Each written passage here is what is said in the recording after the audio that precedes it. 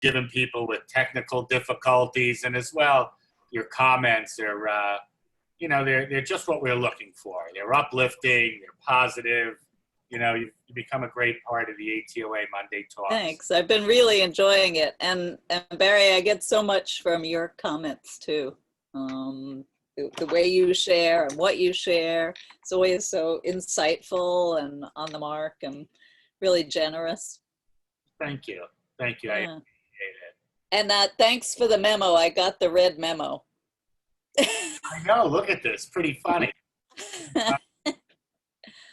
Hi, iPad. I don't see your name. Oh, it's me. Helaine. Yeah, Helaine. Helaine, you can change your name. Yeah, I will. I forgot. Okay.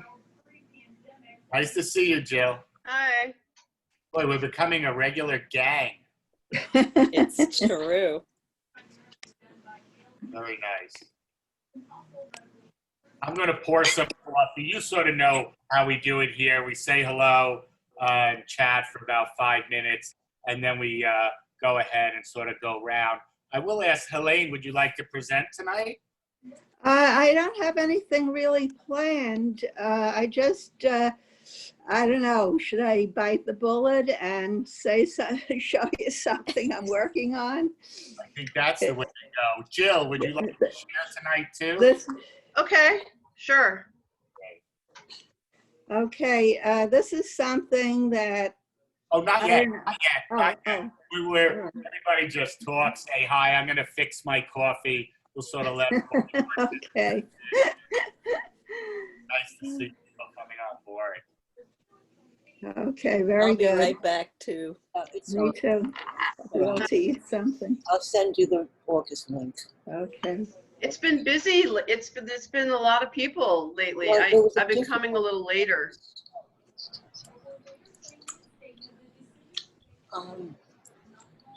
The new link for the August Studios. You want me to read it to you? Yeah. Hi, Doug. Hello. 8644. No. 8644 0.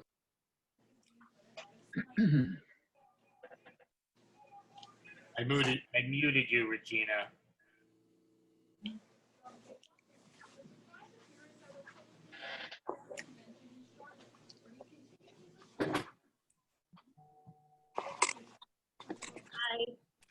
Hi, Jean. How are you? Good. How are you? Good. Welcome. Thank you. Would you like to share tonight? We're not starting, but I'm just sort of lining up people who would like to share their art. Yes, I would. Hopefully I can maneuver around my saved art. Oh, don't worry. It all seems to work. And when we hit a snag, everybody chips in and helps. So Okay, thank you. we've never hit a snag we can't unsnare. Cool. Hi. Hi, Regina. Nope, she's still muted. Oh, I'll unmute her. Sorry there. Let's see.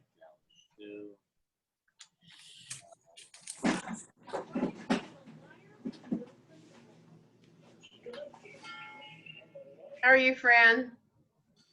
I'm good. Who is that? Oh, Jill. Oh. Hey, I'm good. How are you doing?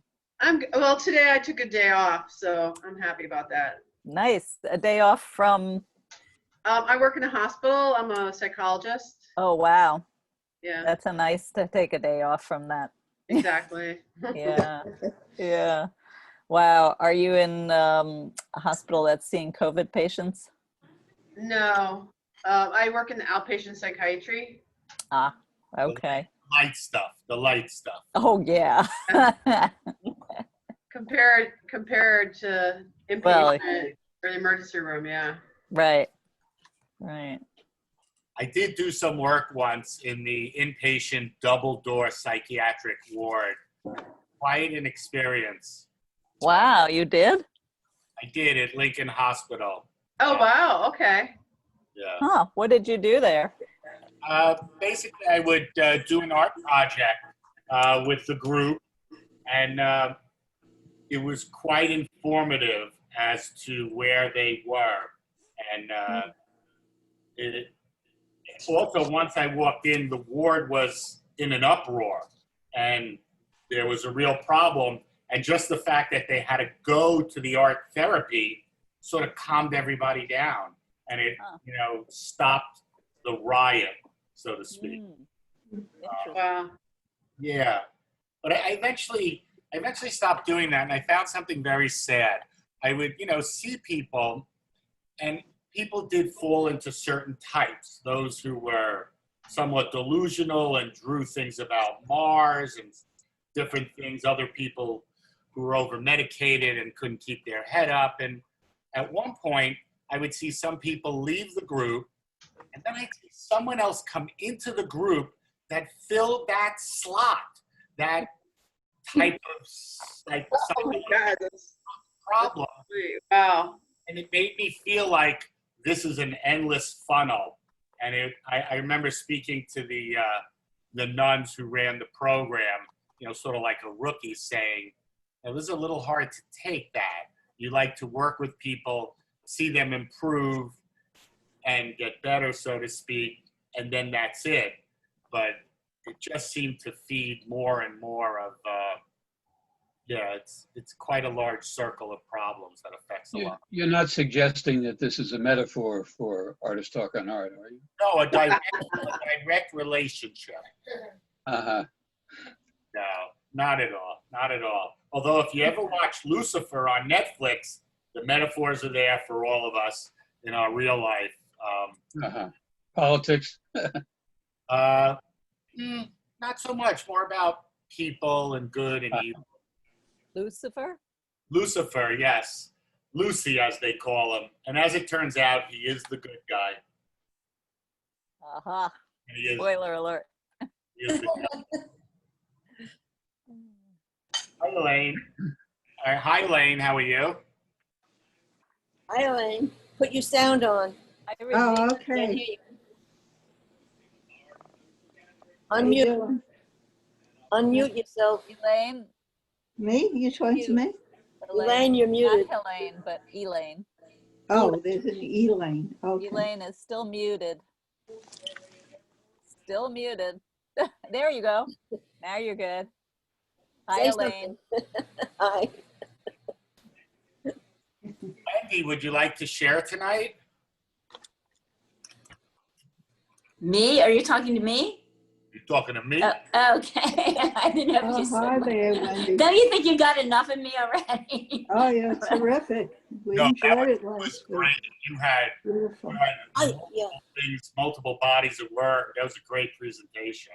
I will, Barry, if you have a time. You would, Regina? Excellent. And Elaine Weinstein, would you like to share as well? Okay. Boy, I'm going to look organized tonight. I hope we do. We always do. We'll start in about a minute or two. Looks like a slightly smaller group. I just want to welcome you all. This is Artist Talk on Art. We're a 501c3 nonprofit. We've been around for over 45 years, mostly in the Lower West Side of New York City. Longest running New York City dialogue on the arts.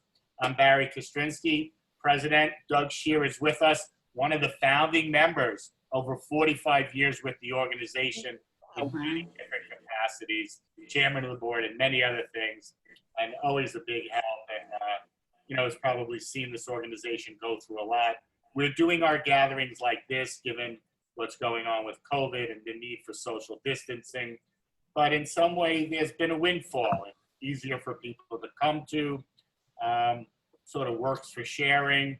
And it's something I think we will continue going forward for a long time. And as well, when things get better, we'll probably go back to our regular meetings as well. And they may be a little more focused in terms of the presentation and what we'll be doing. But as you know, what we do here is we sort of go around, artists share about their art. I encourage everybody to respond. And I think as the weeks have gone, there's been more and more response. There's been more feedback from different people. And I think as artists, that's a big part of what we need. And also, you know, we see and we understand our art, but when someone else looks at it and shares, we get another angle sometimes, and it's very valuable. And even just the act of sharing, you know, we know it all in our minds, but to put it into words and sentences and images can be very hard for artists. We tend to be visual, we tend to make things. And so this is a good practice, I feel. And I think we've all rose to the occasion. We hit some technical difficulties. We always work through them. And I just want to thank you all. Artist Talk on Art starts with artists. You are the artists that make this happen, and you're sharing. What we do is for free. We ask for contributions if you like. You can see the information on our website. It's atoanyc.org. Little technical things here. There is a chat function. You can open it up. You can put your website in, any thoughts you like, anything at all you could add to the chat. As well, you know, just keep in mind, if you go on the phone, we might all hear you. So when someone's presenting, it's up to you if you want to mute yourself or not. I think we'll jump right in. And Helaine Soller, I think we'll start with you. Does that sound good? All right. As I said, I didn't really prepare, so I'll grab things around me. And I've been working on what I'm developing as a couple of aspects of a series of based on my walks around my area due to the social isolation and everything else. My sensibilities have been really heightened to my environment, and ordinary things that I kind of walk by become important to me. And on my walks, I've been accompanied by my iPhone, and I actually entered a juried exhibit and I got juried into a lovely show at the Alpha Gallery, ALFA, in New Brunswick, New Jersey. It's online now, and it was called The Space in Between, and it was based on your environment, your chosen environment, and where you are and how this relates to where you are. So this is a photograph.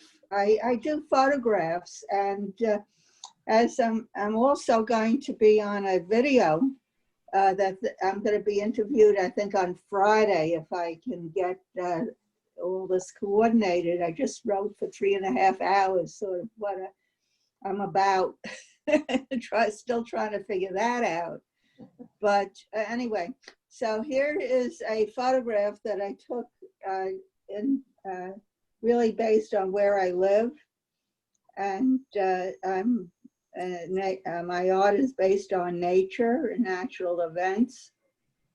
And this kind of shows the urban environment within the city and its relationship to nature.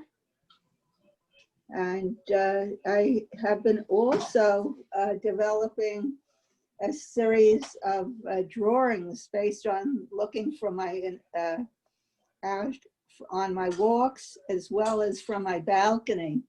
And I try to translate cloud formations into a visual language. So this is kind of my first push into that area. And I also referenced a lot of artists trying to, I think of the Impressionists as painting clouds, and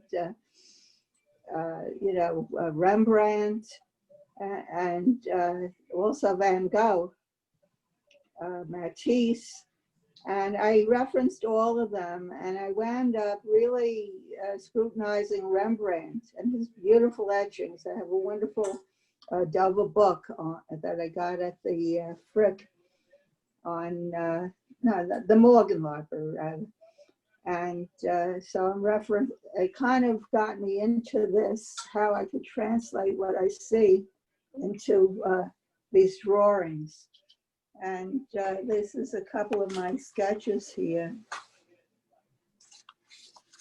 This is what I started out with, kind of this type of thing.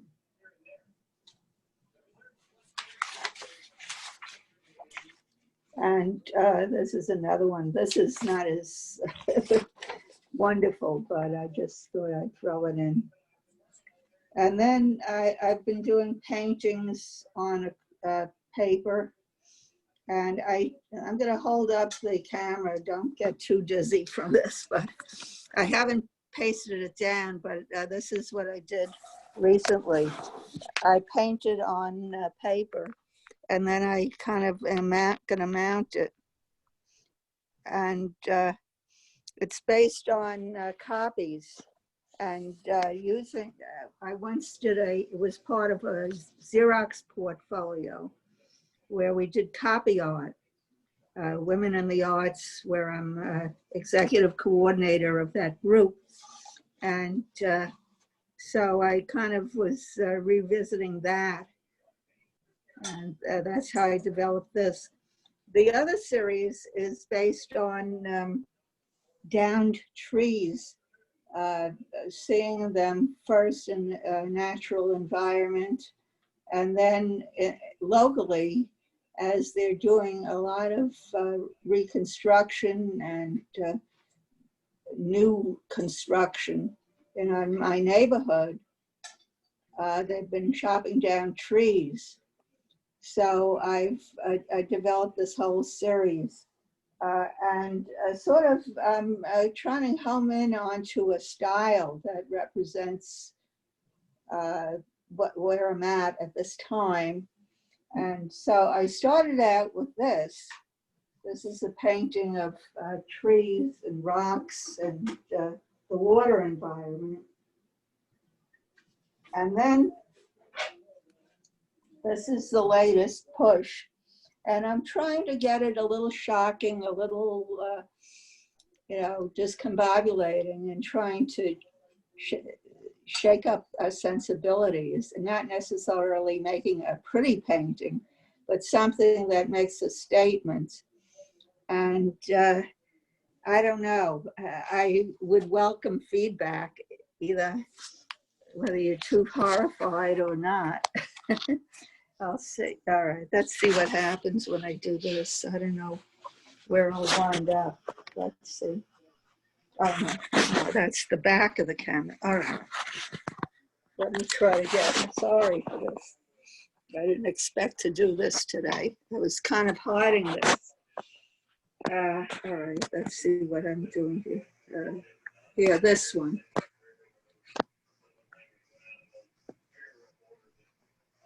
I don't hear any. I don't hear you. Painting. We can see it. You have to go What? up a little bit. Yeah, perfect. Okay, should I get closer? I don't know if I No, can get. that's perfect because we can see the whole thing this way. Oh, all right. Yeah, just keep it still for a minute so we can take a look. So I try to integrate like the background, which are pristine homes, and then this down tree and the kind of awakening awareness of nature being cut, torn down. And yet it's due to natural events. They're trying to really, in some aspects, preserving trees because they all have fungus. And it's been, so it's like part of a cycle of life, but most often it used to be done through natural events where trees would fall down naturally and be recycled into the earth. So.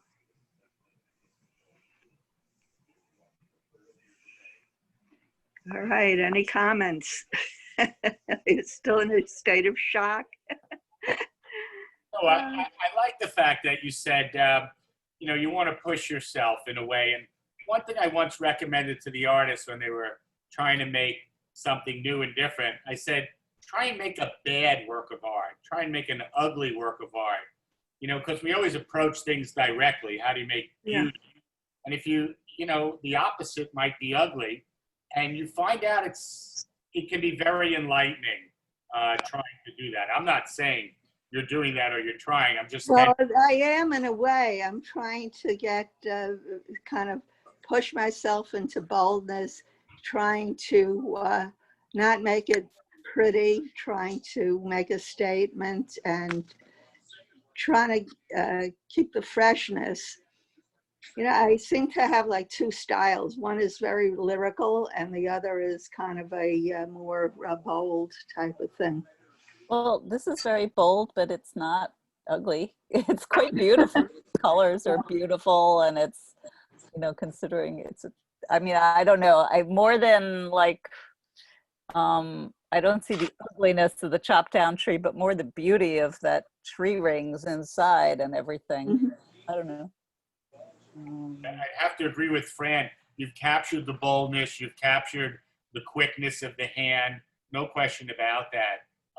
Your sort of strong element there is the black lines, the edges. Mhm. Yeah. That's laying out your composition. It's both flattening things up and it's extra thick. And, you know, you could look at a lot of artists and take a look at their lines. They're not even thickness along the way. That sort of little change from thin to thick in the outline does so much. Working the edge is what Cubism was all about to some extent. That passage was that play between the edge where space sort of, you know, takes off in another dimension. Mhm. We're using it to flatten. Philip Guston comes a lot. I would say, look at Philip Guston's work. He's a major influence. Yes. Yeah. Wow.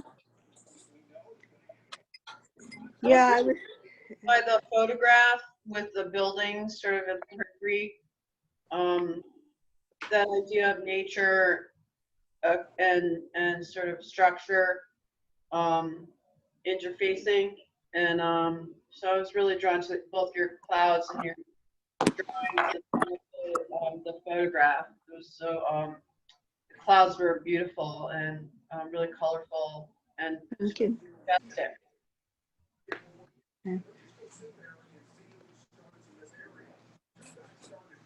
So that's what I've been up to these days. And I also have to say, it's nice to see you pushing yourself. You're not a 20-year-old, and you're like looking for new channels, new routes. You're, you know, obviously you've got your color sensibilities. It's very hard to break away from that as an artist. But you know, I think it helps us in life to take that artistic approach, to push ourselves, try something new. It may be the reason you get up in the morning, but it certainly feeds your mind in a lot of other ways. Keeps us young and gives us a reason, you know, to keep going. So I applaud you. You know, I see, you know, exploring clouds. You could look at Gainsborough. You could look at just about any artist, and the way they treat clouds is all very different. Just like reflections, clouds are always moving and changing. Just there, but they're not. They're very tricky to paint, and you could spend your whole career just painting clouds. There's no question about it. So I applaud you and thank you for sharing, Helaine. thank you very much. I appreciate the feedback. Very nice. Very nice. Let's see. Jill, how are you? I'm good. I'm good. Welcome, Jill Gerwitz. Jill, where is your studio again, just so we let everyone know? I work out of my apartment. I live in the Lower East Side. I'm from New York originally. Today I was going to show a few things that I haven't really shown in a long time. But I'm from New York originally, and I've been actually working throughout the COVID situation, sort of at the height of of infection. So it's a relief to see that things are getting better. That's good. But today I'm a photographer, so I'm going to show some of the sort of 3D structural. I don't know if it's a combination of like sculpture and photography. So I'm just going to show a couple things. So if you see it, I build it on, I don't know if you could see it that well. Yeah, Yes, that side view was great. Yeah, yeah. that's so interesting. So That there's some is interesting. dimensionality in the photographs. I don't know if Yeah. that's one. How would you frame it? Would you put it in a shadow box? You know, it's funny. This one I actually put in a cigar box. Ah, Ah, So whoa, wait, that's a photograph? yeah, it's a photograph. oh, It's that's great. 3D. Oh, That whoa, is really that's so great. cool. So I actually paint the cigar box and then adhese it to the cigar box. So So yeah, you like have several of the same photo and you cut out each little. right. It's the same photo, and then I build it up with adhesive. What Oh, patience you It's a have. collage in some way. Yes, It's sort of like a collage. photo collage. Sort of like photo sculpture in a way. Well, or assemblage. Uh-huh. I can't stress how much an open field it is to work with photographs and then manipulate them. Whether you take a photograph and you draw on it, or you take a photograph, cut it out, and then manipulate it. Yes, artists have done it, but they have not done it enough, given the power it comes with. You've got a direct, representational image in a photograph, usually. And then when you manipulate that or draw on it, or as you're doing, going three-dimensional, you get this layering effect that it sort of tricks the brain. Because, we read the photo as flat, but then there's that dice coming out. And, I think it's a ripe field that has not been explored as much as it should be. I have a lot of fun. Building up the layers because I never know what I want to come up like to emphasize, or what I want to. Actually, I have a small one too. Do you Wait, have where did any you of show your us? work Where did online? you show the- I don't actually. I actually don't. Because I'd love a friend of mine to see it. He's doing dimension, but not with photographs. Maybe I could What? take some photos and put it on my Instagram. Hold that up. Hold that Hold up. it up a little higher. Wait, a little farther back, because yeah, there you go. And can we see that one from the side too? Sure. Oh, that's Yeah. cool.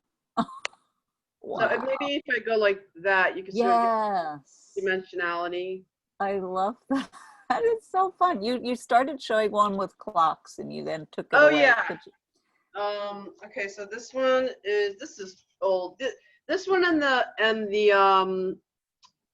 pull it and- back a little bit so we and can the see the whole thing. dice were the oldest one. Those were the first ones I did with photography. I used to do this when I was a kid with my friend when I was a kid with wrapping paper, and so I tried it with photographs. It's awesome. Very nice. Thank you. This is the largest one I've ever done. The photo's not that great, but it's about 8.5 by 11. That is fun. These things are great. They're great. Yeah. Oh, thanks. So it's a little bit like Joseph Cornell meets the trash bin. Meet Trash bin. Joseph Cornell, framed within a dumpster. Let's say. I don't know. You know what I'd love to see you try? What? People with with costumes that they were not in. You're superimposing clothing and backgrounds with people in it would be very spooky. Well, that would be interesting. I have a few photos up from my website, so I'm just a couple new ones. So I'm just gonna do that. Oh wait, disabled screen sharing. Can you enable the screen sharing, Barry? Yes, let's see. Go to security. It's really interesting to see your all of your reactions, because maybe I'll do some more of these actually. I love it. They're collections of things. Each one is a collection. You know, another thing that I would suggest is, well, they're very intimate, and that's very nice, you know, the scale that you're working in. But to suddenly scale one up, just one, scale it up to, you know, like 6 by 6 feet, and see what happens when you scale it up. If you can maintain Wow, the, 6 by 6. if you can maintain the intimacy and yet create something that's almost life size, would be astounding. I'll have to give that a try. This 8.5 by 11 was I think this was the biggest one that I've done. Maybe, I think I started one 11 by 14, but I'll have to I'll have to definitely go larger. So this is in my Instagram. I know it's a little too bright, but Right. Jill, I might also recommend the opposite that Doug said. Try to go even smaller. Because sometimes a precious object that you have to go into, you have to really look at, and your work opens up a world. I will say a big thing about art is making the two dimensions look like 3 dimensions. That's probably the #1 trick and goal of a lot of paintings. And when you play with that layering and the 3-dimensionality with the photograph, you're breaking the picture plane. Again, Cubism about breaking the picture plane, Dutch paintings with the arm reaching out. It's quite often this play to break the picture plane to get to the viewer, to get out of our normal reality, so to speak. And I think you're achieving that with that 3-dimensional sort of thing that you're doing, that built collage, which has precedence in several artists as well. Yeah, so next expression will be the Sistine Chapel in a walnut shell. And then, but what I had in mind though, seriously, was, you know, these cutouts where it's a cutout of Trump or Ronald Reagan or, you know, whoever, you know, Chevy Chase, somebody in a cutout, life size, that looks almost animated, and people pose with them and get photographed. But it's taking that craziness and that scale, life size scale, doesn't have to be human beings, but just something that's on a grand scale, using a canvas or a board as the surface on which you're going to mount this. I invite you to try that. It doesn't have to be a fancy canvas. It can just be a big piece of foam core, and just try to blow something up on a grand scale just to see what might occur. yeah, that sounds very interesting. I definitely. After you finish the Sistine Chapel in the walnut shell. You know, ironically, I got something that was my grandmother's. It's actually, I think, made of ivory. It's a ball, and you can open it up, and there's this. It's carvings, and it's just like I've seen those. each other. Just like it has to move in it. We open it up. I don't know anything about it, but it sort of reminds me in some ways of Jill, I was wondering, what is it? How do you determine your subject, your content? Well, I'm very drawn to surrealism, so I think symbols of like time, something that I think will have dimension when I bring it out. You know, so it has to be, I guess, aesthetically interesting. Like these boots are from Reminiscence, the store that is on, or used to be on 23rd. Well, let me see. 23rd Street. I don't know if it's there anymore, but that's from like a number of years ago. But there's something about multiples also that I'm really drawn to, multiples of things, and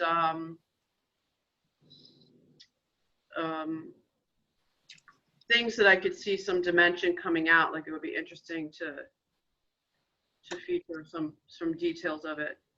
But it sounds interesting to go both really supersizing it big and also smaller. Another thought, and I have to leave tonight, but I'll be back. Another thought for you is assemblage.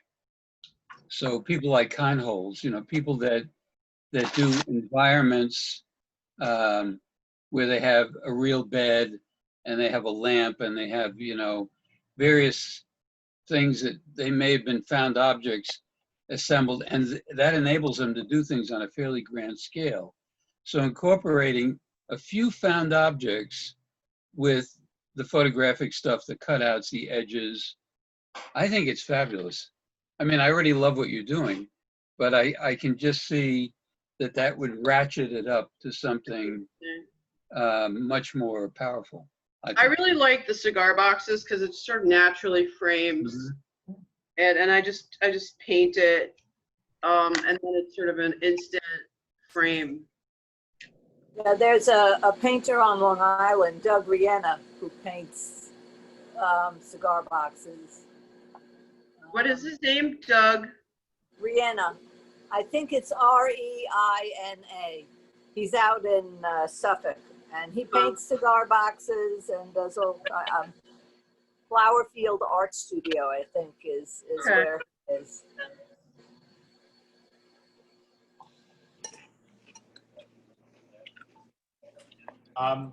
Very nice, Jill. I too like the cigar boxes. I think that's a really strong element.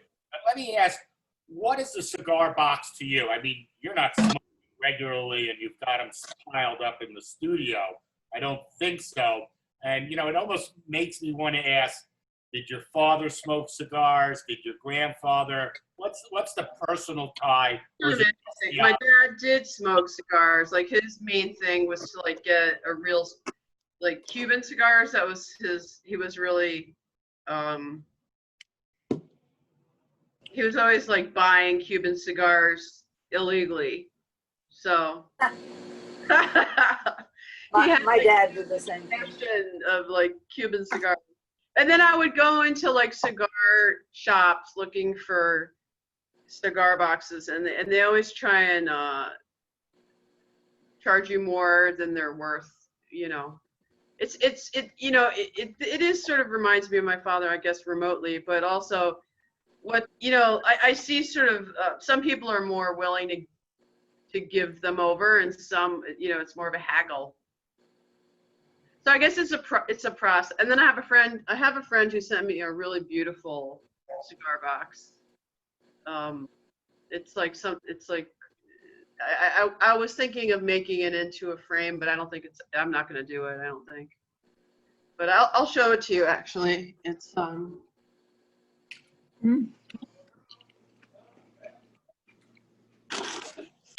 I have a painter friend who is doing 3-dimensional cutouts and things, but yours are so much more interesting, so much more intricate. Oh, they're really nice. This is, I have stuff in here, but Ooh, that's beautiful. really, yeah, I have a lot of it is stuff. Wow, beautiful. the wood. Oh my gosh. But it's really something. Oh yeah, you should definitely do something with that. Yeah, it's called Astral. But it looks very deco to me, it's Yeah. Very nice. It reminds me of an idea I once had. I like art being covered, and the viewer has to go to it to literally open it up. And an object like that, you could do all your work inside, and it's up to the viewer to lift the cover and see it. In the old days, a lot of the paintings were draped at the openings, and then when after they drink and chat, they'd walk around, and you could see this in the Modigliani, and they'd open the drapes, the voila moment. There's something precious about a hidden object, and it engages the viewer. And how can you not like that? Art you're not supposed to touch. Here you go, you have to touch it. You activate it much like John Dewey would want you to be an active viewer. So there's a lot of positives, and I think certain objects, cigar boxes, have appeal. I'm not quite sure why, but often there's a lot of great design. Maybe it's just the rectangle. Maybe it's the packaging. Certainly beer cans. Look at beer cans. There's so much design going into it, you could probably do art inside beer cans and things. You know, just sort of reaching outside the traditional materials, bringing them in, makes it very interesting. Always does. Thank you. Thank you. Thank you for sharing. Let's give claps. Oh, wow. Thanks. Claps. And this is coming to claps.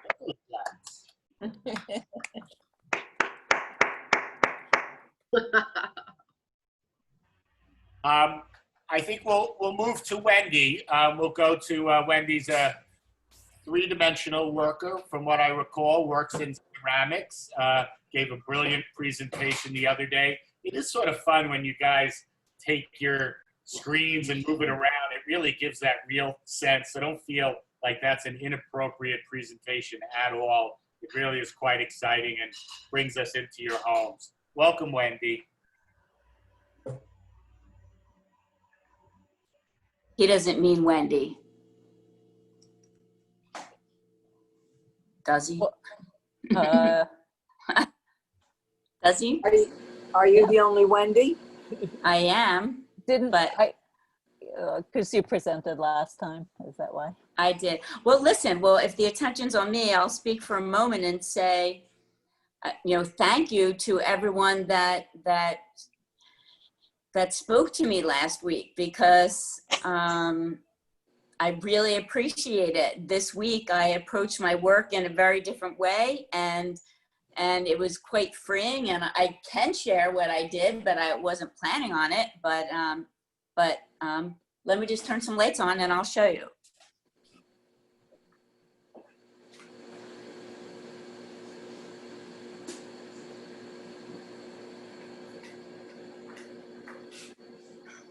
Welcome, Mitch. Okay.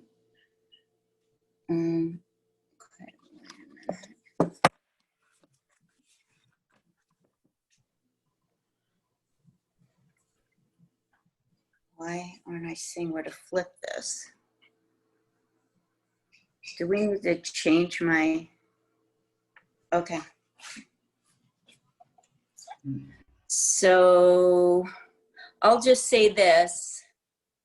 This week I approached my work with more abandon. I don't know if you can tell. Not thinking about what I was making or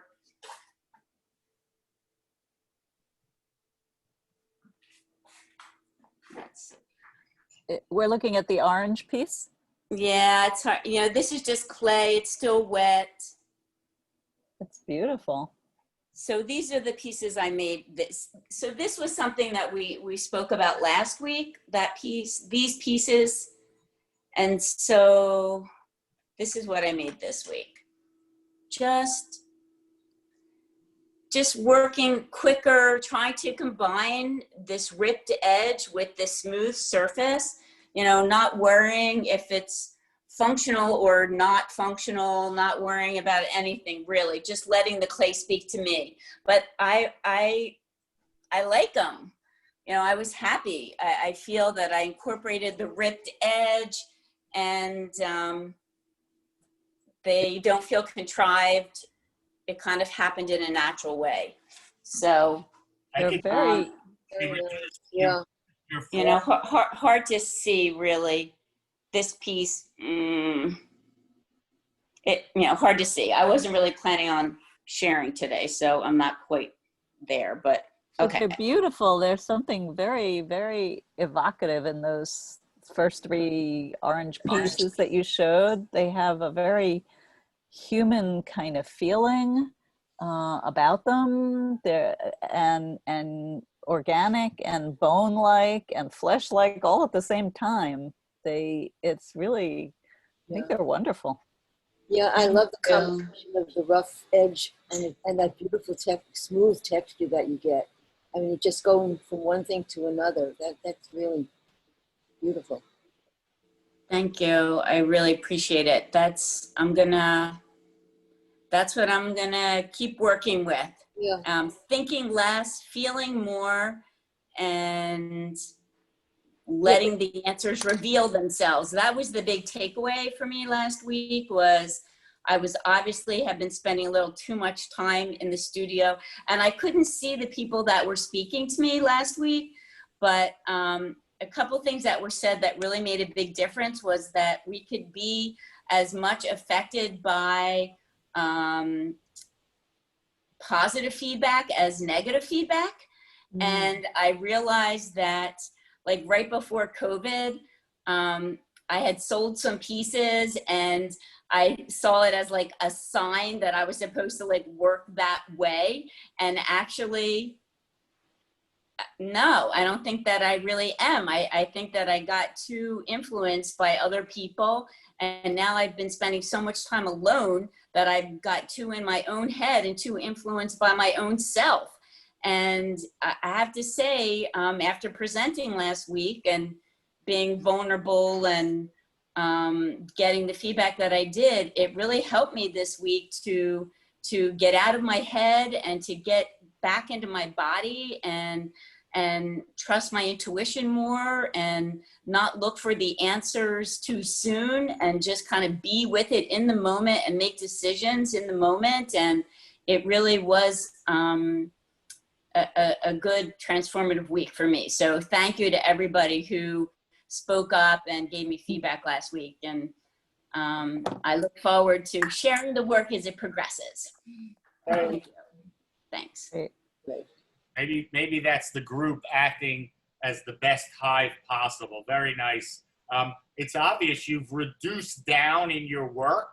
And as a result of that, the female form that Fran mentioned, you can see the contrast between the smooth curve versus the jagged edge is almost highlighted more. My eye can sort of take it in. You've done a reduction, and by the way, in no way is it minimal at all. So there's lots of eye candy in there. Thank you. Thank you very much. Well, in that reduction, I feel like I've given myself some clarity in that reduction. So, because there was some discussion, do I need to merge these two things, the geometric and the organic, and and so that's what I was just saying. Well, yes, I do want to not be so fragmented. I do want to merge these things. So this is my attempt at really merging. So we'll see how it goes. But thank you. Thank you. Very nice.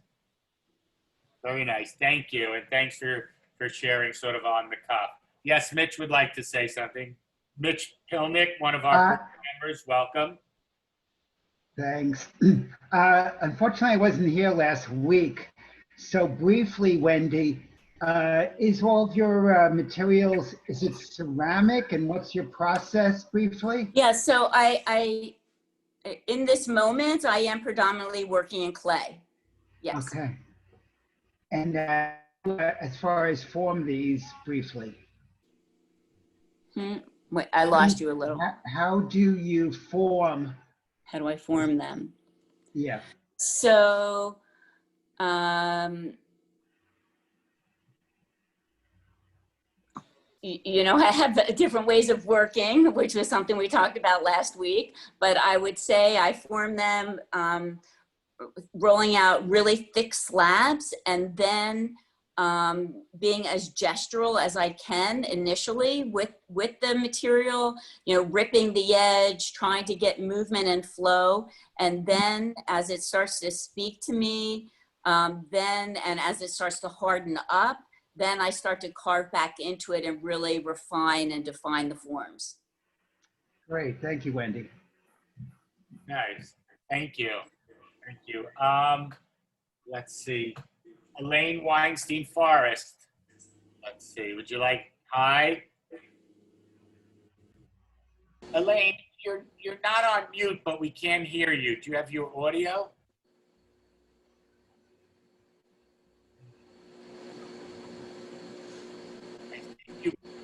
Now you're on mute. Yeah, I've got you to unmute now. Let's see. Elaine, that should work now. Do you want to try that? Don't hear you. Who can read lips? Helaine, we may have to move on to someone else. You are unmuted. It may be on your end. You don't have it on, if that's okay. Regina, you'd like to share, yes? Sure. Thank you, Regina Silvers. Welcome. Where are you zooming in from, Regina? Oh, I'm home. My home is now my studio and everything else. But I'm going to share with you some work that if I can find it, that I just put on my, that I just uploaded on to my new pages in the New York Artist Circle website, where I have a membership. So we're able to have 6 different albums. And this has been one of the things that has, in a way, bothered me, because I don't have one way of working. You know, I have many different interests. My art really just follows the interest in my life. Now that I've been spending more time in the city, it's what happens in the city, which boil down to protests. A lot of protests, because I'm an avid follower of the Granny Peace Brigade, and I've been painting them. I also love to draw. And so when I went to watch jazz at the Jazz Foundation, I drew while I was there. And so a lot of my work is from that and the work I did afterwards. And when I spent time in the country on weekends, I did a lot of work that was based on nature. So I have diptychs, triptychs, and more, and I have patterns in nature. And when I had a balcony, my old apartment had a wonderful balcony, and I would spend every morning at about 6 or whenever I woke up, and I would draw from the balcony. And I made 4 or 5 large works and hundreds of small ones. And also from my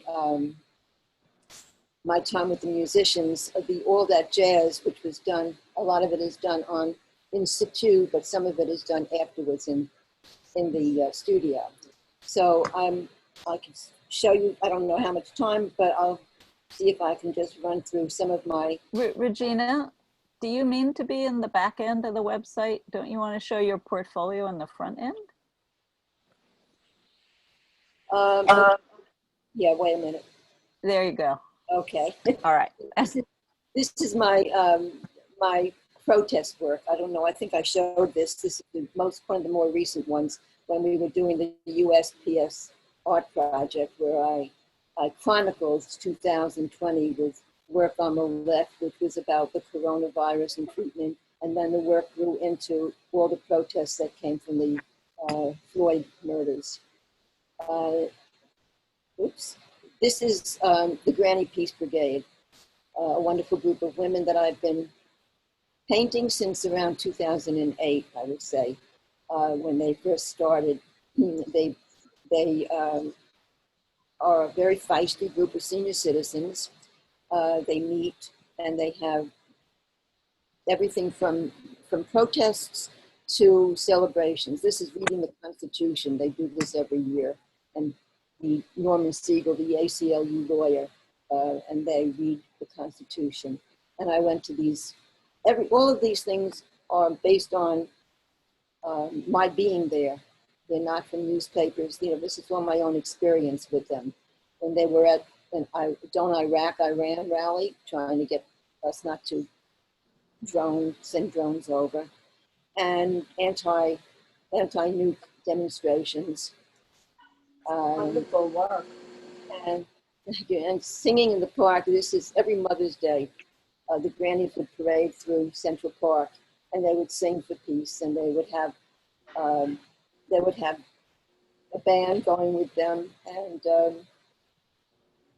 this is at the Peace Pact. This was way back when they were trying to convince the DNC to put peace in their election plank. What do you call it? You know, for their plank. This was in 2008 when Obama was running, and this is just one person from a group. Regina, you have a very strong drawing hand. One of your works showed work in both sketch and then finished. And so Right. when you have that combination going on, it's very I usually do. Yeah, I like to draw, and everything starts out with drawing, and I just paint into it. You know, I don't just paint. I draw with paint, and then I just keep building up. And this is a testing when Senator Schumer didn't vote for the Iran deal. So this was a big protest. I was at a few summers ago, I guess 2015. And this is the Mother's Day promenade with the I forgot their name, the orchestra that goes with them, and we march right through. I usually I'm marching with them, so I'm taking small iPhone photographs with one hand and holding the banners with the other. We move too fast for me to stop and sketch, so I do the work. These are all studio works. And this was when Trump, right after Trump was elected, President's Day, we had a Not My Prez Day rally. So I think, and this was the Women's March. That was more at the beginning of the Women's March in New York, when we met before we marched down at Dag Hammarskjöld Plaza. And that's me over here. We will not be silent. Helaine, you're in this picture somewhere too. This was the grannies. The grannies wear these yellow apron kind of schmackes, they call them. So they're pretty recognizable. They often march with other groups. So it's not just all grannies.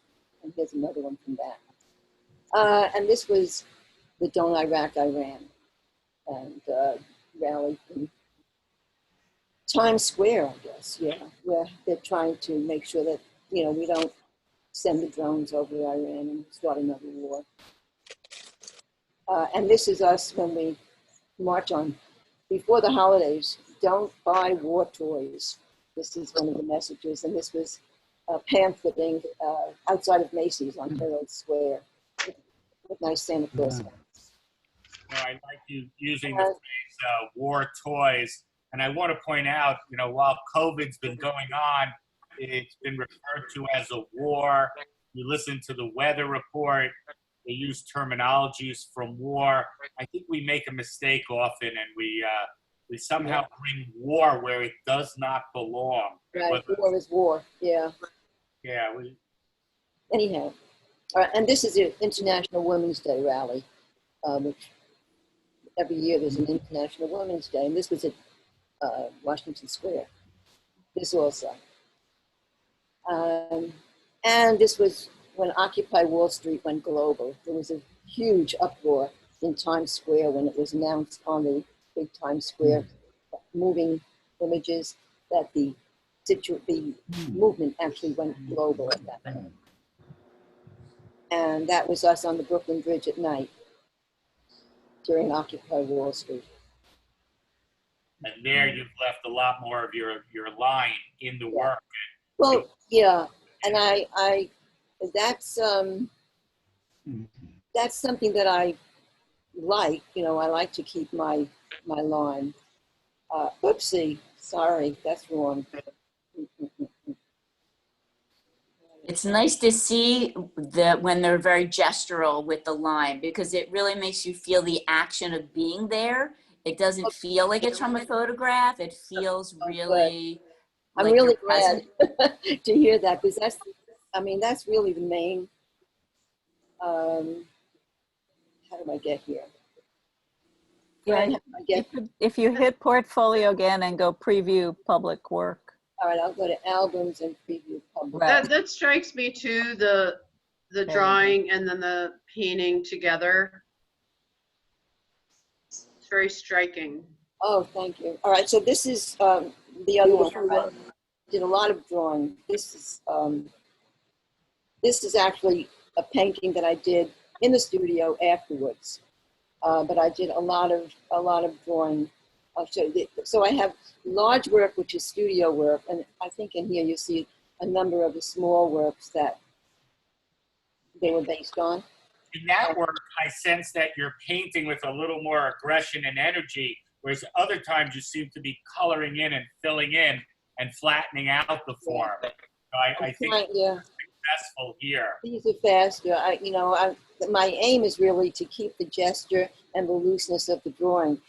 And it doesn't, you know, it's hard. It's hard not to go too far. So these are kind Somebody of, earlier mentioned they're able to draw with their brush, and I don't think people understand how different it is to work with a pencil and draw, and then have a brush with paint. It is very hard. They're almost like as different as paint as drawing and sculpture, and it takes a certain skill to get the brush to work like a pencil. So it is hard. absolutely, yeah. So Oil sticks, that's where oil sticks come in. Oh, I've done a lot. You'll see in my landscapes, a lot of oil sticks. These are all very large, and they're studio works.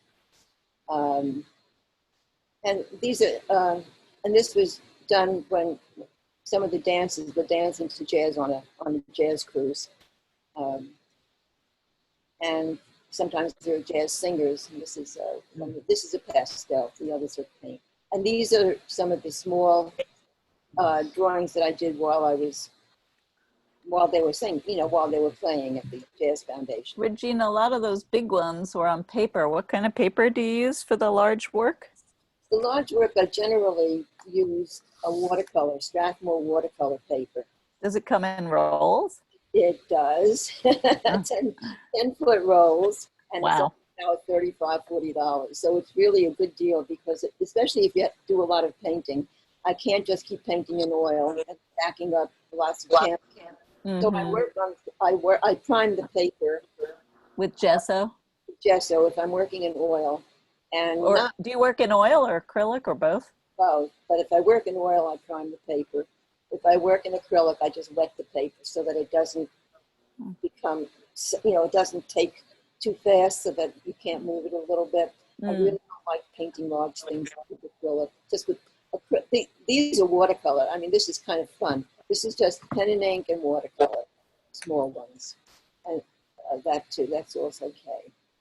And these are very fast. I mean, literally, these are done while these guys are doing a few minutes, you know, of, it's an open mic, you know, so people come up and they do something and there's a backup. And Well, it becomes challenging to you when you know they're moving and you have a short time. very, It's like very, art school when you had to do a 5-second gestural drawing. You know, it really wakes you up, and then a 30-second, and then by the time you're at a 2-minute, feels like forever, and you realize all the those are my, when I went to drawing sessions, I always went to the ones where you could do a 3-minute or 2 or 3 minute poses more than, I mean, I would go crazy when they were 20 minutes, just, you know, working from a live model. And yeah, these are, do I have time for more? Sure, one more. All right, well, this is a series I put together from, I spent, as I said, about 20 years, I was upstate every weekend, hiking, walking, taking pictures and drawing, mostly sitting on the trail and drawing while we were resting. So these are the diptychs and triptychs and more. These are done from smaller sketches. That's a great way to scale up, by the way. Your triptych is, you know, an example of how to get 92 inches from. Well, sometimes they happen because you can't fit everything. You just keep taking another panel, and like this, I spent many days sitting in a stream with my feet in the water, sitting on one of these rocks and my feet in the water, looking down and filling up notebook after notebook of watercolor and pencil or aquarelle, crayon, you know, and wash. And then these are, well, this is what, oil on prime Strathmore. Yeah, this is oil. And they get kind of large here. That gets a little bit traditional, which is, I couldn't help it. But, and this is the Cooper's Lake, which is a wonderful place. Beautiful. The And, scale works for you there. What? The scale works for you there. Quite often when you go large, it works against an artist. But there I get the impression. I think you're able to scale up in a positive way. Quite often artists don't scale up in a positive way. Well, you have to have enough information to do it, though, you know, because when I would first start with something really, a simple sketch, it was very hard because there wasn't enough information for a whole page. But these were from sketches from when I was in Spain at a residency. So as you can see, the colors and the light are really different here. You're also leaving a good amount of negative space in between, and that works to your advantage. And even here, you know, the sort of whitish background that's coming through sort of is the jazz playing behind the foliage. Yeah, I try to leave some space that way, yeah. And back to you. And then my city life took over. Oh, well, I'll go through this quickly. Patterns in nature. This is a canvas, oil on canvas. And it's a field of loosestrife, which is a very invasive weed that everybody hates except the artists, I guess, because it's so beautiful. But the people who live around there don't love it. And, this is a waterfall. These are all, you know, from my Catskill sketches. That last one, I like the way the form sort of cascades down, almost has a Japanese feel. The way you've got, you know, the three-dimensionality trick is not traditional. And it's sort of, you know, it reads very much like a Japanese work. They have a way of, you read up or down in Japanese often, as Yeah. in and out, Yeah. like you do in Western work.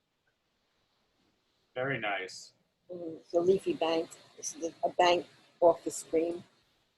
And I was into patterns for a while, just looking very close, looking down. You know, this is violets. You know, you're walking around a trail and all of a sudden you look down and you see a whole bunch of violets. So I was really interested in just, I don't know, just the beautiful patterns of the weeds. I just love weeds. And here I am back to, and then a field of blue, a lot of blue weeds really. And this is oil stick. You mentioned oil stick. This one is completely done with oil stick. I have hundreds of bars of oil stick they're very hard to use though. You know, I like to draw. I don't like to use them as paint. I really want to use them as crayon. You know, some of them are too soft, or apart. I actually made some from others so that I could have the right consistency. I mean, but anyhow, I might go back to that. And this was also that was oil and oil stick on paper, on the prime paper from California, when I was out there. And that's from Spain, La Vieja. That's also, that's acrylic, because when I was out there, I couldn't take oil paint, you know, to Spain. It was too complicated with the turpentine and all, so I worked with acrylic when I was there, which was that. But when I came back home, I looked at my sketches and all, and I went back, and this is also from that area, but this was oil on paper, which means I did it back in my studio. This was oil. This was also, I guess, from the studio, it was oil. Very nice, Regina. Thank you. Thank you for sharing. Beautiful. Yeah, and I recommend you give a look at the chat. A lot of people gave you some nice compliments. There is that chat function. Very nice. And nice to see such positive response as well. Well, I'll do this the next time. I have my New York things, unless you want me to show that too. Maybe next time, so we'll move on to someone else. But Okay. certainly next time. That was a great presentation. Thank you. If anybody wants to chime in with a comment, I mean, certainly claps for everyone.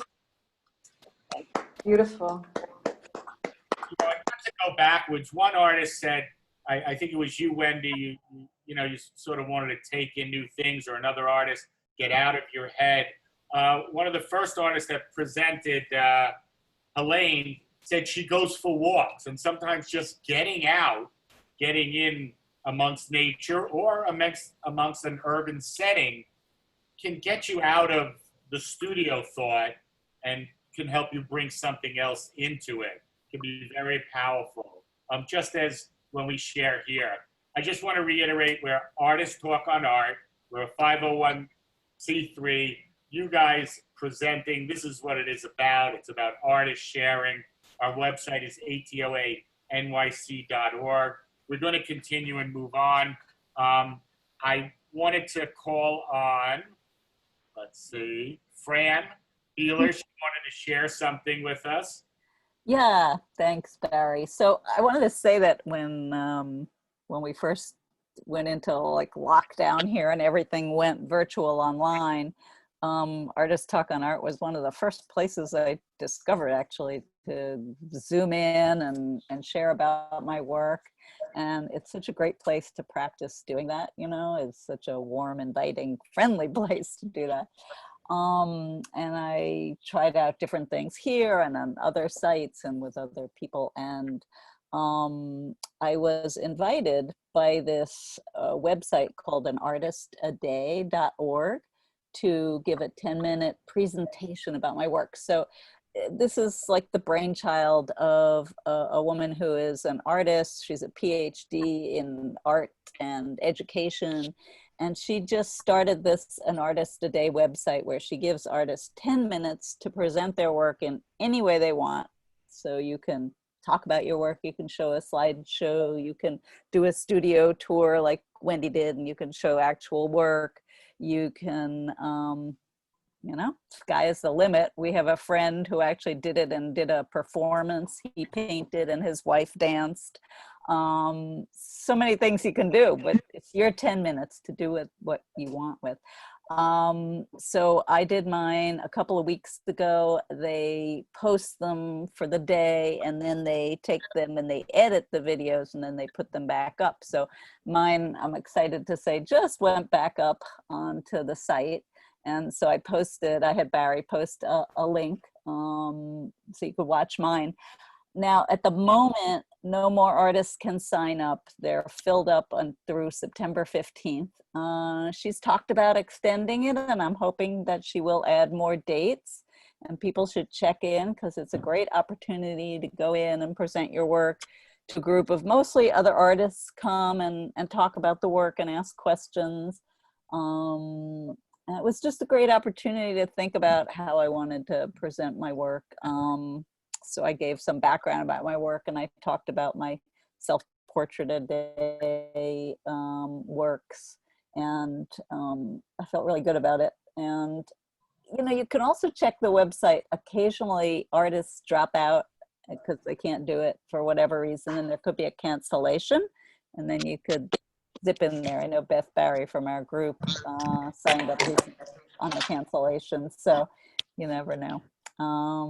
May I say that Fran Bela really did the most excellent presentation. It's really a lesson in how to present your work. Thank you so much, Helaine. Just I really beautiful. appreciate that.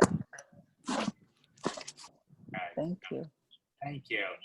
Thanks, Fran, and thanks always for everything you do and for everybody for contributing and sharing. Jean, would you like to present? Jean Best? Yes, sure. Welcome. Where are you zooming in from? From my home in Bedminster, New Jersey. Okay, welcome. Thank you. So I'd like to attempt screen share. Never done, so I just clicked on it and I don't have any idea what I'm looking at. Okay. Do you see the green screen share button at the bottom? Yes, I clicked on that. And you get a bunch of different little boxes to choose from. So you have to choose the right one, the one that shows the image you want to share. All right, I think let's see what Ooh, Nice. so So this is not what I wanted to show, but it's something I did. I'm telling you, it's a little nerve-wracking. That's okay. We don't post the grades. I'd like to be able, oh, here we go. So I've got my, can you see that? We see light of joy. Oh, you don't see the, No, Jean, you know what? Because you chose this image, that's all that will show. So you have to unscreen share and try again. At the top, there should be a red, top of the Zoom window should be a red stop share. Okay. Yeah. So now screen share again, and this time pick exactly the one you want to show. All right, I'm in screen share. Okay, let's try this. Okay, can you see that? Do you see anything now? Yes, I do. Oh. Yes. It's got maroon and brown and blue. Yes, so this is actually still not the one I wanted to show, but I was going to show this tonight, but in a different order. If you, on the bottom, there's an X, there's a red X. And maybe that'll get you back to all of them together. There was, at least. Yep, I see the red X, so let me go. That's going to recycle it? Yeah, I didn't want that. I don't No, want. there was, click out of that. Okay. You have to go back. Maybe share about this while it's up. Okay, so this, so what I do is acrylic pour, and I shared 2 weeks ago was my first time with this group, and I kind of explained my technique, and this actually is, I call this exhale. This is a result of, I did my first ever triptych this past week, and with acrylic pour, and this painting here was made from the drips that landed on the table after I poured my triptych. I actually got 17 paintings this way, but by just pressing the wet canvas, already wet, with like a thin layer of white paint, onto the poured drippings from my triptych, and just lifted it up, and I was delighted at what I kept seeing. So I just kept looking for more and more objects to press into this delicious paint. Did you draw into it at all? No. No drawing whatsoever. So the acrylic pour is a method that does not use any brushes or any tools except air and movement. Like you can tip the canvas. It's liquid. It flows. So this is kind of neat. And let's see if I can move along. Oh, I wonder if I use these arrows. Arrow. Oh, there we go. This. Oh, wow. Wow, that's a wow piece, no question. Yes, that's for sure. This was the original. This was my first ever triptych, and I was really experimenting.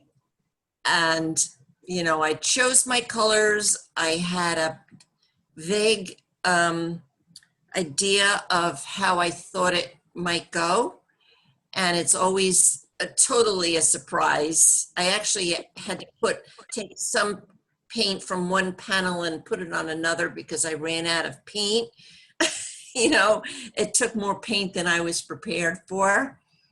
But I used the hairdryer to move the paint, and I blew it, and I call this Fearless. So each panel is 10 by 20. So then, so this back here is the result of the drippings from this.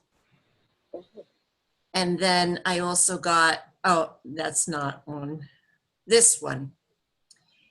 3 separate paintings. I just grouped them together.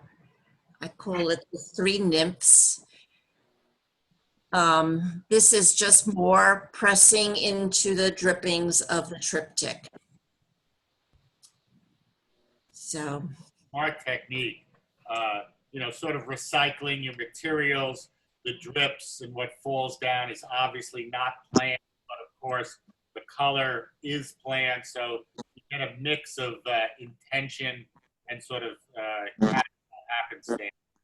You know, the technique is fascinating. It would be great if you did a video. I mean, you could really show, like on, for something like Instagram or Facebook or something. I think you'd get a load of followers.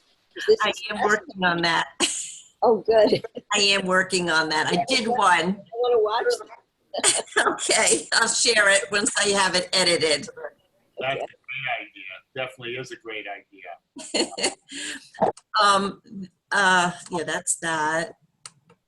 This one is all right, so this could help if I can find that first one again that I showed. This was, well, let me just, I'll show this. This is how I started. I was actually attempting to make a flower, which I knew I was going to pour. So the way I start is I pour the paint onto the wet canvas, and then let's get to it. Oh, nope, it's the first one that do I have time to run and get the canvases? Sure. Okay, so I'm gonna screen share.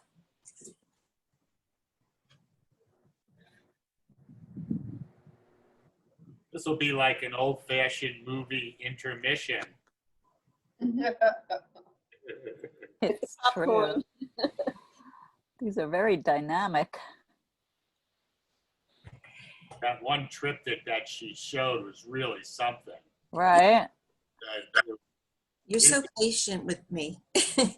All right, so I guess I'll have to unscreen share, but this is the original and this is 6x6. So then that went to this. Oh. It's the same painting. Different colors. Same painting, same colors, they appear different. After I manipulated the paint with a hairdryer. No, I didn't even use the hairdryer.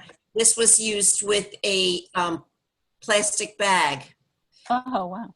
So I had that other painting that had the flower shape. I took the plastic bag, laid it on top, hold it up, got this. I don't really like this because I think this yellow is bothersome to me. So I got this, and then my next step was this, which is all the same paint. And all I did here was the plastic bag that I had used to make this impression on the wet paint, I picked the same bag up full of paint and laid it on another wet canvas, and this is the result of that. So I'm really happy with the process. So that's all I have for They're wonderful. They're Beautiful. wonderful. Thank you. Thank you. Very nice. Thank you. Thank you for letting me share. I love this group. This is only my second visit, so I feel like Fran had said, you're all very warm and welcoming and safe. It's a safe space.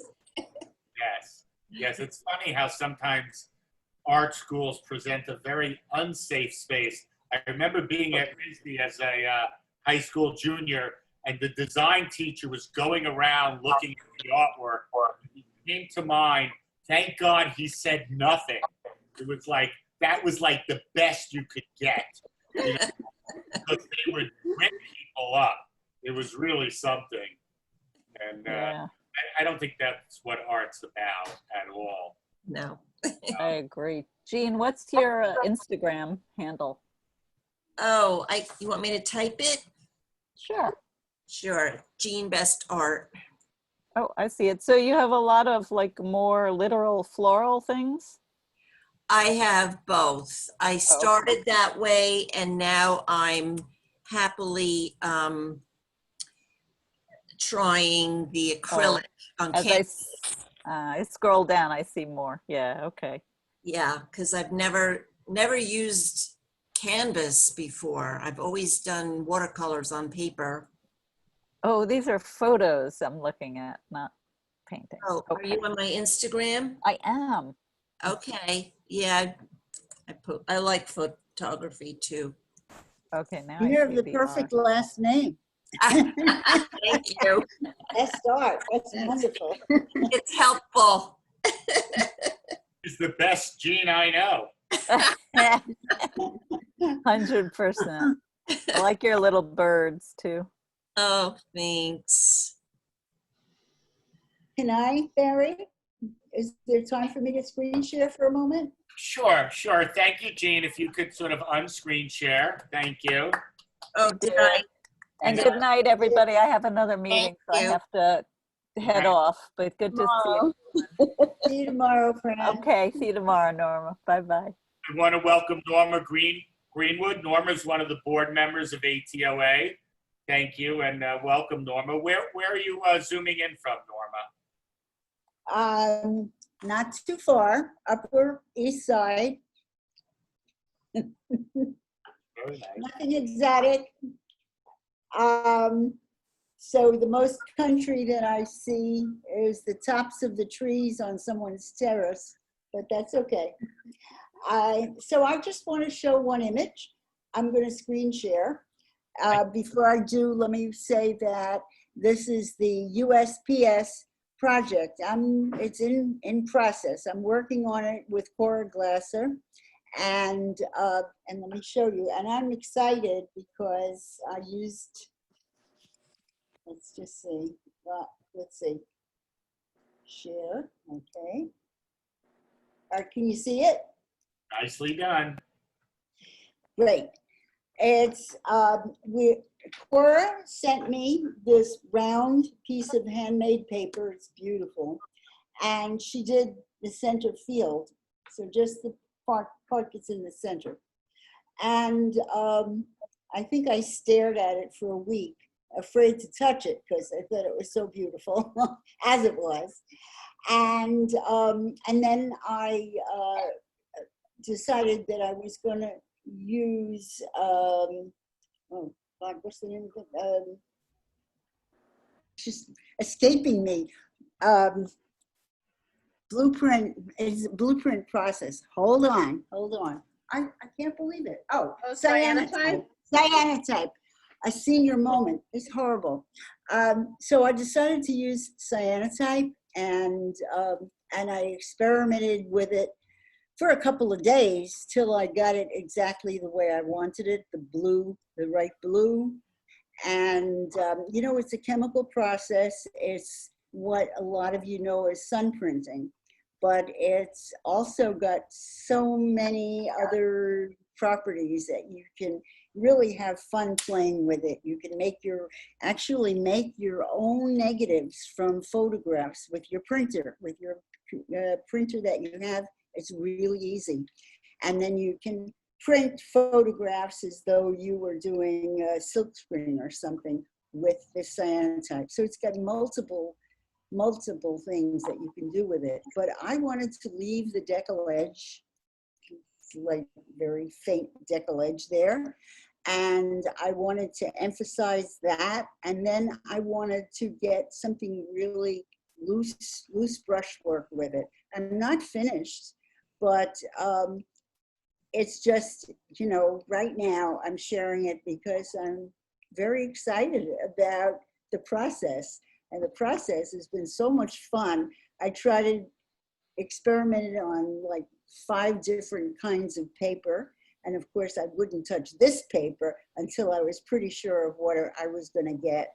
And so there it is. There it is. I love this whole idea of collaboration too, because it just brings out something that you wouldn't, and inspires you in a way that you wouldn't be inspired if you No, didn't have something like this. You really made a piece that looks like one person did it. I mean, that's an amazing collaboration.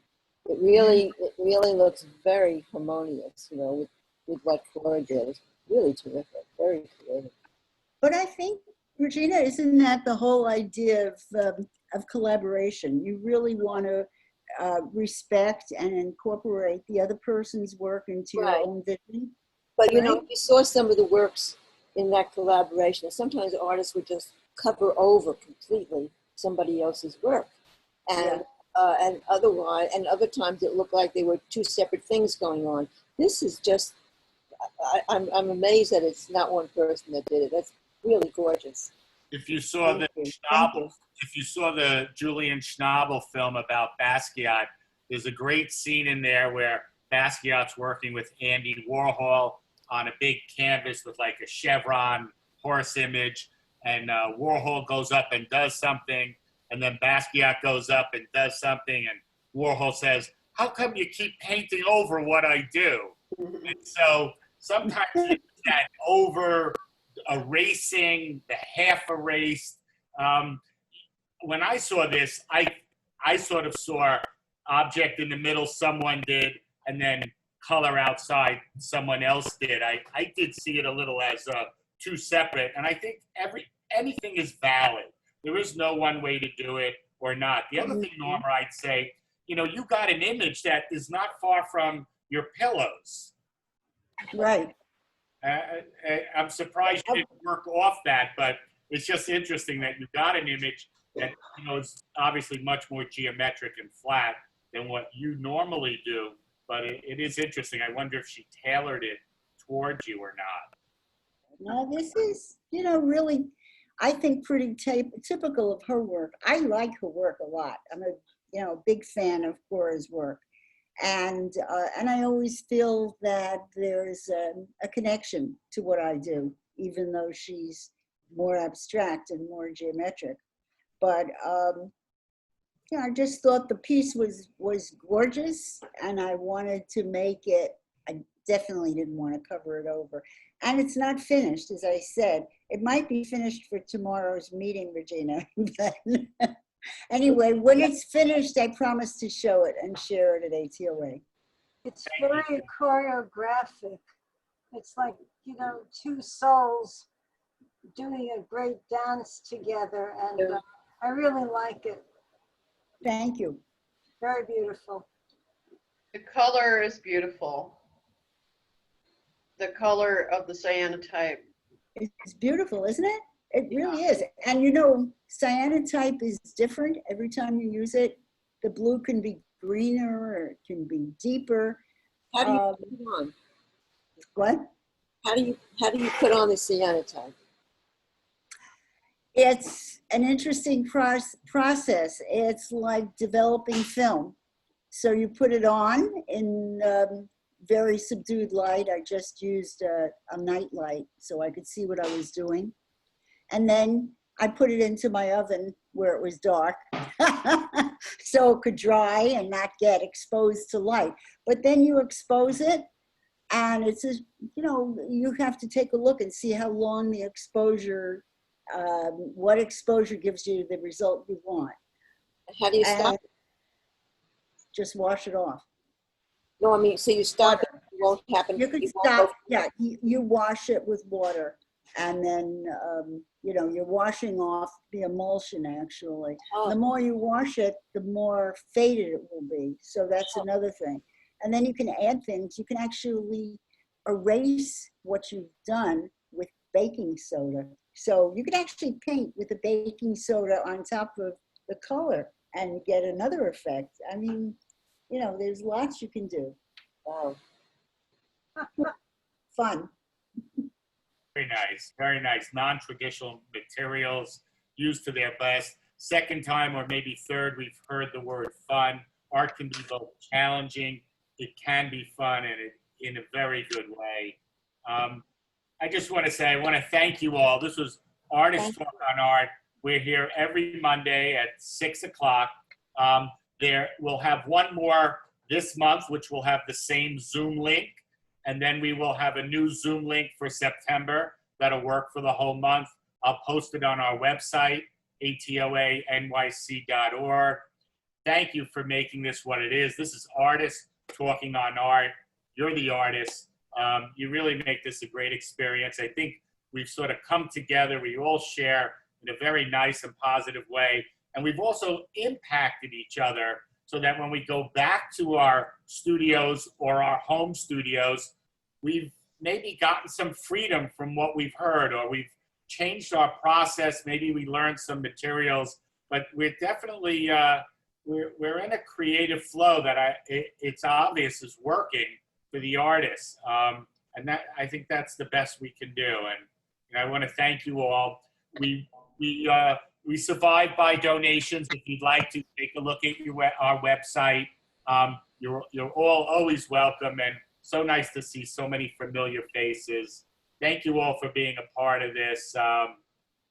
It's great. It's been great every week. This was our 20th Monday doing this event. So claps to all of you. We're a very Barry. Thank you. Great. Take care. Thank you. Thank you. Thank you. Barry, thank you. Thank you. It was great. Elaine, come on early next time. You and I will practice a little, and I'll make sure you start us off. Now it's working, but it is a little late. Thank you. And now it's not working. No, well, you didn't know. Yeah, I don't know. Thanks, Barry, as always. Thank you. Good night.